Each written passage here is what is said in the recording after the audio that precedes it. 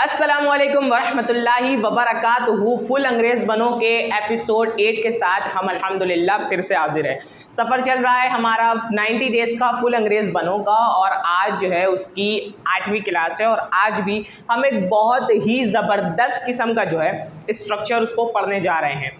तो अगर आपको इस स्ट्रक्चर के अंदर स्टार्टिंग में कोई परेशानी वगैरह होती है या अगर ये आपकी पहली वीडियो है, अगर आप ऐसे हैं जो आप पहली वीडियो है वो अगर आप देख रहे हैं ये आपकी पहली वीडियो है, तो अगर बीच में आपको कोई परेशानी होती है, कोई चीज़ ऐसी है जो समझ में नहीं आती है, तो टेंशन लेने की ज़रूरत नहीं है।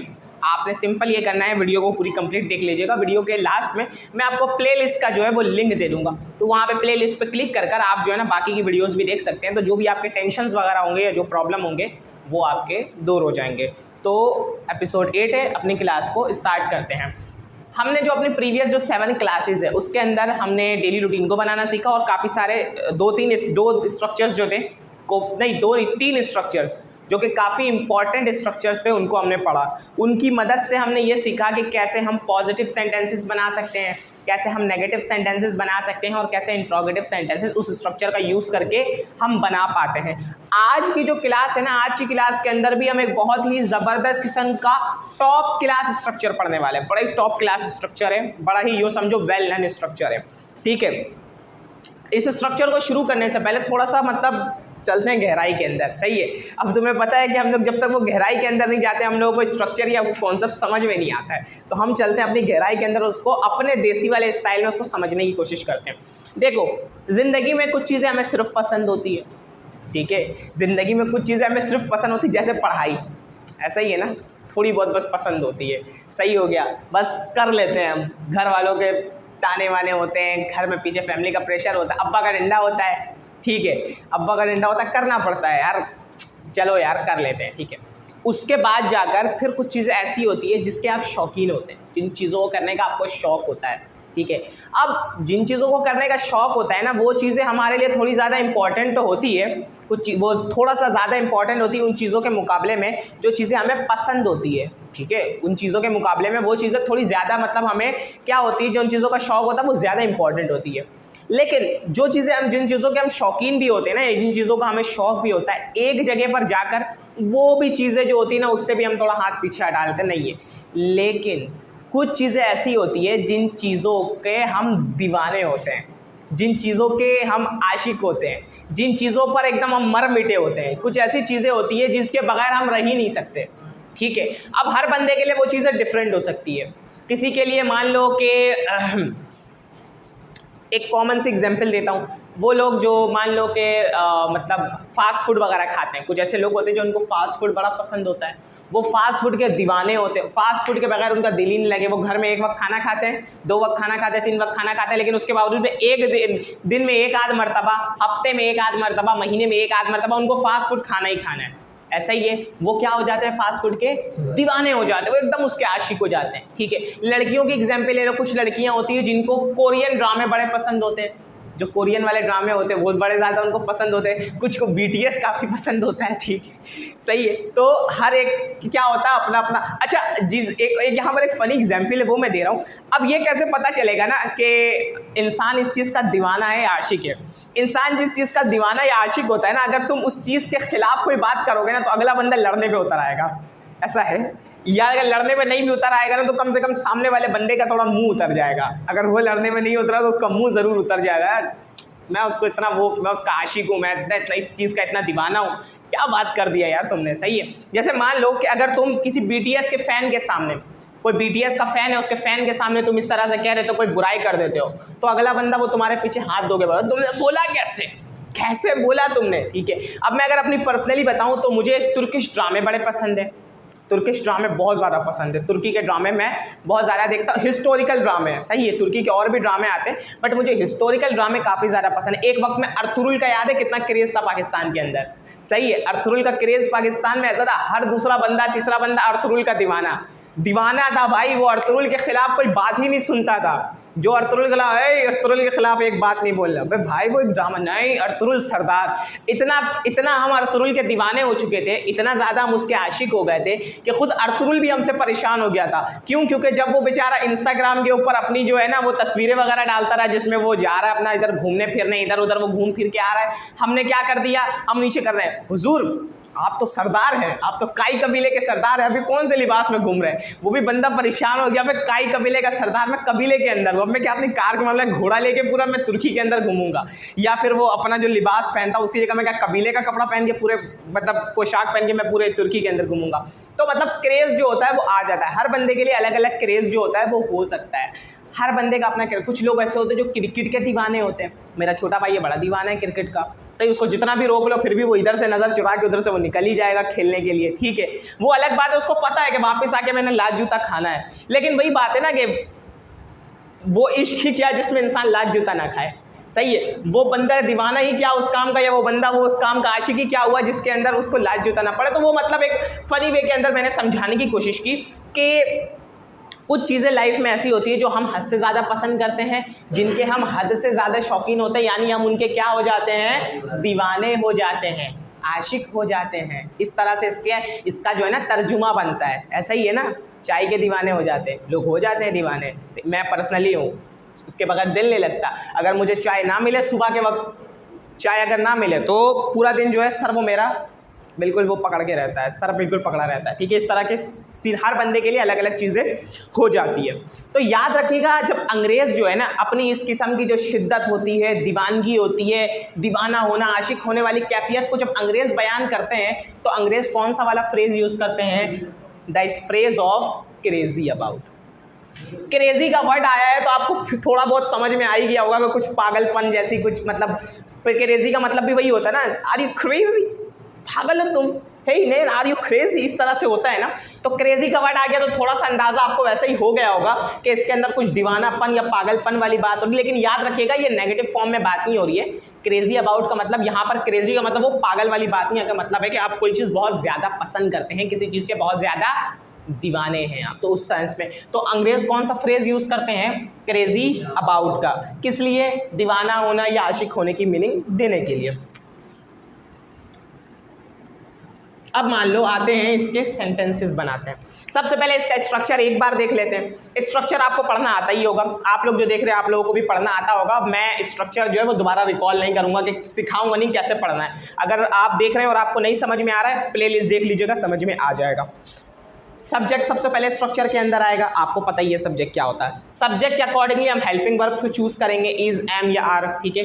उसके बाद हम कौन सा हेल्पिंग वर्ब चूज करेंगे, क्रेजी अबाउट, ठीक है। हेल्पिंग वर्ब नहीं है, sorry for that, crazy about जो स्ट्रक्चर का नाम है, ठीक है। क्रेजी अबाउट को हम चूज करेंगे। उसके बाद वर्ब आएगा, लेकिन कौन सी फॉर्म के साथ आएगा, आईएनजी फॉर्म के साथ। आपकी मर्जी है, अगर आप किसी काम के दीवाने, कोई एक्शन के दीवाने तो वो वर्ब लिखेंगे, लेकिन वो आईएनजी फॉर्म के साथ। और अगर आप कोई चीज़ के दीवाने तो उस चीज़ का नाम लिख देंगे, वो ऑब्जेक्ट आ जाएगा। चलो अब सेंटेंसेस बनाते हैं। मैं बताना चाह रहा हूँ, आपको पता होगा, जैसे अगर मैं अपनी पर्सनली बात बताऊँ, आप में से यहाँ पे है कोई जिसको दाल चावल खाना बड़ा पसंद है? आपको नहीं, आपको, अच्छा।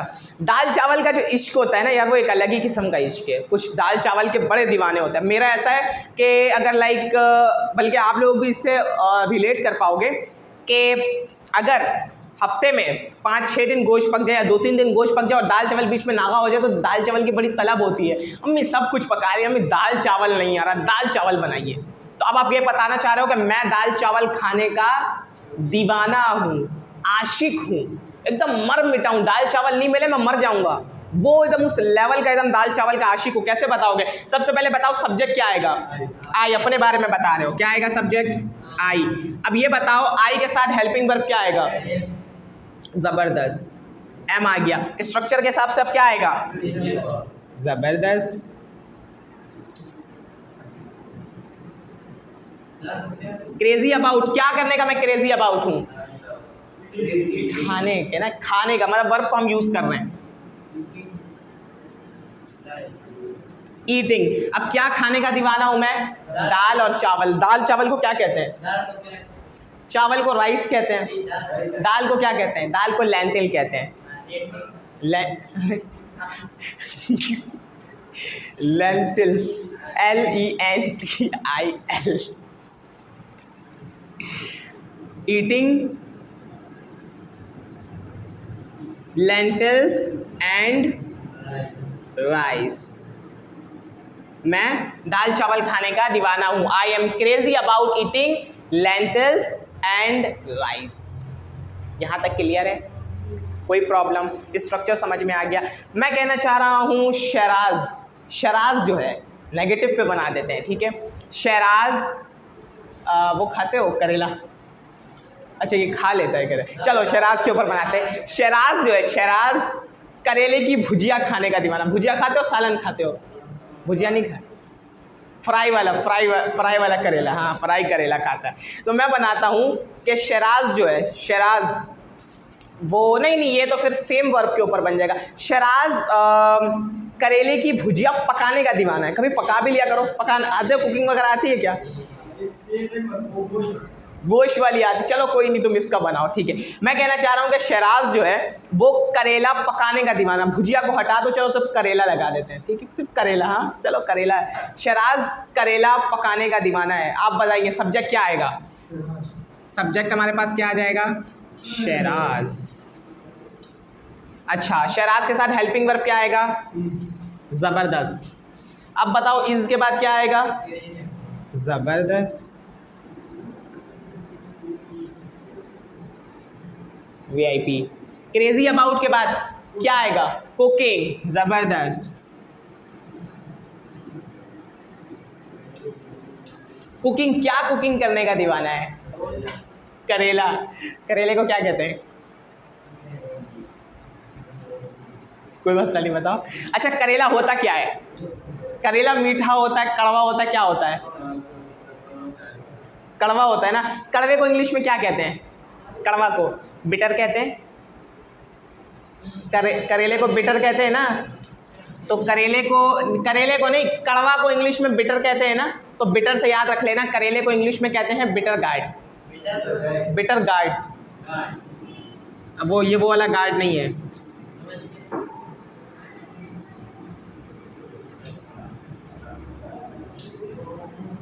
समझ गए? Shiraz is crazy about cooking bitter gourd. Clear है यहाँ तक? ठीक है। मेरी बहन लहसुन छीलने की दीवानी नहीं है। नहीं मेरी तो बहन भी नहीं है ना, मैं एक सेंटेंस बना रहा हूँ। मेरी बहन लहसुन छीलने की दीवानी नहीं है। सबसे पहले मुझे ये बताएंगे ये सेंटेंस किस में होगा? पॉजिटिव में, नेगेटिव में, इंट्रोगेटिव में? नेगेटिव में। नेगेटिव में?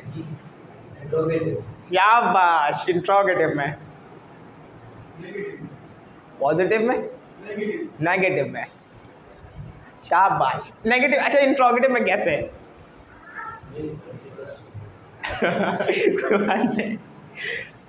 इंट्रोगेटिव में कब जाएगा? जब जुमला सवालिया होगा, ठीक है? और इसके अंदर किस चीज़ के बारे में बात हो रही है? किसी चीज़ से इनकार किया जा रहा है, तो सेंटेंस किसके अंदर चला जाएगा? नेगेटिव के अंदर, ठीक है?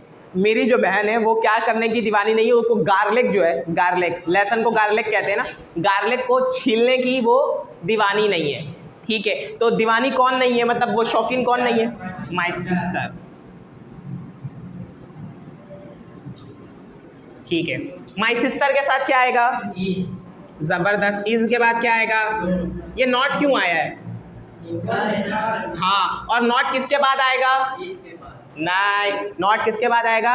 हेल्पिंग वर्ब के बाद। इज नहीं बोला करो, हेल्पिंग वर्ब के बाद, वरना तो फिर पता लगा कहीं एम होगा तो फिर उधर क्या बोलोगे? एम के बाद, कंफ्यूज नहीं।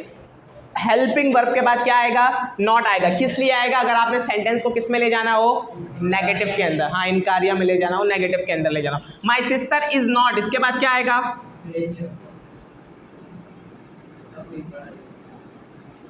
चलो जी, आ गया। क्रेजी अबाउट, क्या करने की क्रेजी अबाउट नहीं है वो? छीलने की। छीलने को क्या कहते हैं?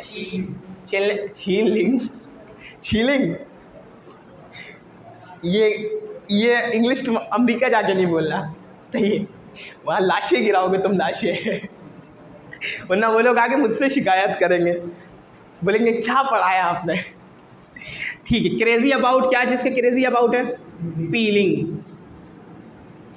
क्या चीज़ को पील करने की दीवानी है? गार्लिक, यानी लहसुन। अच्छा जी, इंट्रोगेटिव पे एक सेंटेंस बनाते हैं। सामने वाले से आप सवाल कर रहे हैं, क्या सवाल करना है?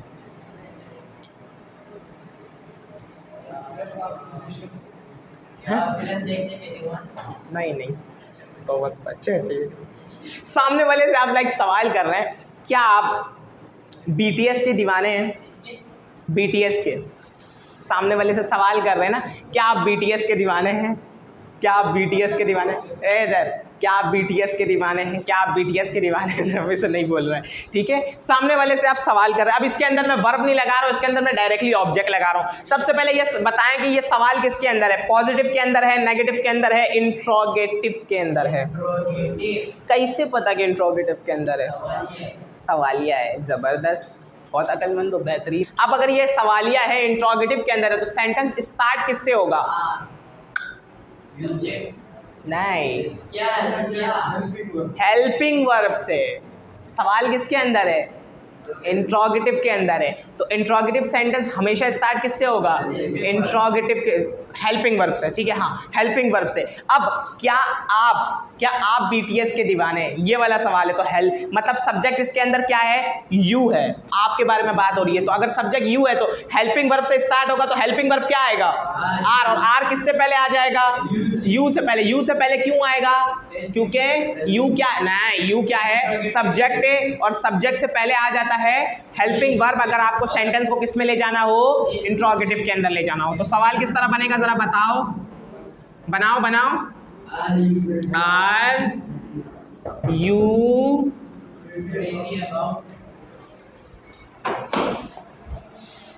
अस्सलाम वालेकुम, कैसे हैं? खैरियत से सही? अस्सलाम वालेकुम, तशरीफ रखें।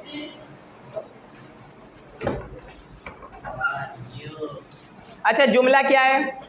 जुमला है कि क्या आप BTS के दीवाने हैं ना। जुमला क्या है कि क्या आप BTS के दीवाने हैं। जुमला स्टार्ट हो रहा है, जुमला इंट्रोगेटिव है।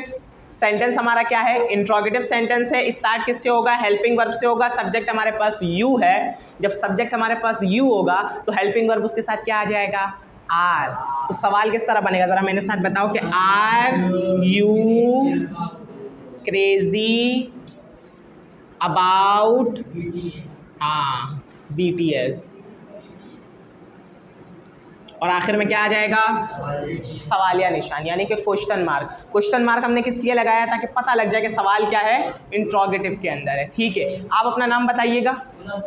गुलाम सरवर। और आपका? सफ़ी। अब मैं कहना चाह रहा हूँ कि सरवर और सफ़ी जो है, सरवर और सफ़ी क्रिकेट खेलने के दीवाने हैं। क्रिकेट वगैरह खेलने कभी बचपन में? दीवाना तो पता है कैसा दीवानापन होता है। मैं कहना चाह रहा हूँ कि सरवर और सफ़ी क्रिकेट खेलने के दीवाने हैं। सबसे पहले मुझे ये बताइए कि सब्जेक्ट हमारे पास कौन है?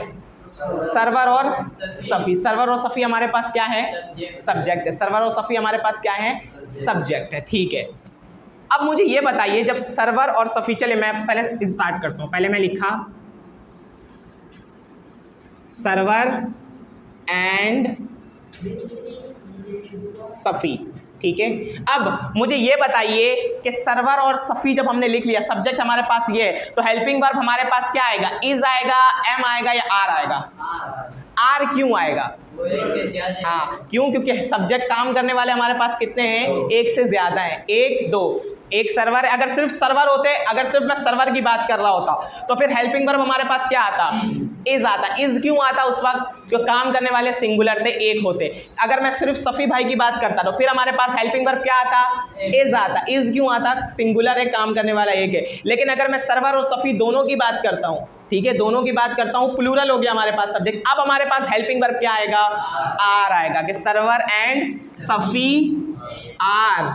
इज नहीं यार, आर। हाँ, अब आर तो यहां पर आ गया। अब आगे क्या आएगा? जबरदस्त। अच्छा, क्या चीज के क्रेजी अबाउट है? शौकीन है क्रिकेट के। वर्ब को चलो हम स्किप कर दे रहे हैं, हम डायरेक्ट क्या लगा दे रहे हैं? क्रिकेट के। किस चीज के दीवाने? क्रिकेट के। तो ये लीजिए, सेंटेंस में आ गया क्रिकेट। दीजिए। तो सेंटेंस आपका क्या बन के आया कि सर्वर एंड सब क्या हो गया, क्या स्ट्रक्चर को तुम्हारे ऊपर यूज़ करना है क्या? ठीक है, तो सेंटेंस हमारे पास बनकर क्या आया कि सर्वर एंड सफ़ी भाई आर क्रेजी अबाउट क्रिकेट। समझ में आया ये स्ट्रक्चर? आपको समझ में आया? इसके अंदर कोई भी प्रॉब्लम, छोटी सी मोटी सी कोटी सी कोई भी, कहीं पे भी छोटी सी कोई भी एरर, कोई भी प्रॉब्लम, कोई भी दिमाग में मसला मसाइल, कोई प्रॉब्लम नहीं है इसके अंदर।